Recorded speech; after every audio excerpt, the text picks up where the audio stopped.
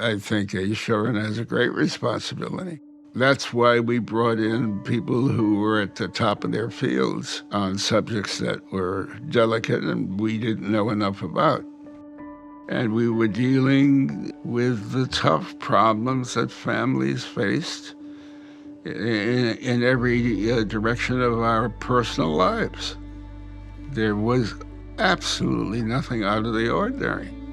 And I loved it. It was, wonderful, a wonderful feeling to think we might be in expressing a point of view in the writing of an episode, that we were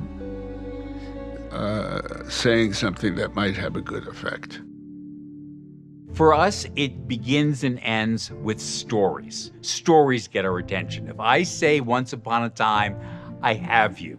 The modest mission was to illuminate and repair the world. So the Lear Center is about understanding the impact of stories and then affecting what those stories are. Hollywood Health and Society was the first project that the Lear Center launched. We are an extremely small but mighty team, and we are busy. We work with hundreds and hundreds of shows to help them research the information they needed for the stories they already wanted to tell, and then also to provide them a place to go and learn from on new developments in health and science and medicine and all kinds of things. We'll do panel discussions, we'll do screenings with talkbacks, we'll do roundtables. We could do special one-on-one meetings with shows and experts. We could fly experts out here to talk to shows. We have positioned ourselves as a support system for content creators. We call them for everything. I don't even know how they have other jobs besides Grey's Anatomy, because we call them weekly. We do a lot. Grey's Anatomy is all about the 1 in a million case. To know what the issues are and to know what the right way to do it is makes our story more informed, more authentic, and helps us to tell the story correctly. We don't tell them how to write their stories. We have the facts.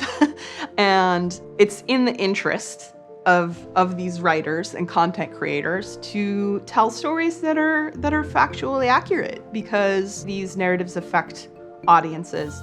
I think it's become more palpably clear to people that media and entertainment play this incredibly powerful role in shaping our lives. Much of our work has been in the area that we've decided to call cultural audits, how narratives are being constructed about certain key topics in the United States. That's the information that we really need in order to understand the human impact of media and entertainment.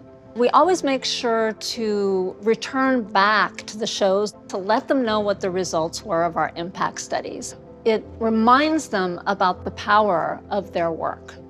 People tell us anecdotally, and our research has shown us, that people have been motivated to take certain actions in their own personal lives based on what they saw on their favorite TV show.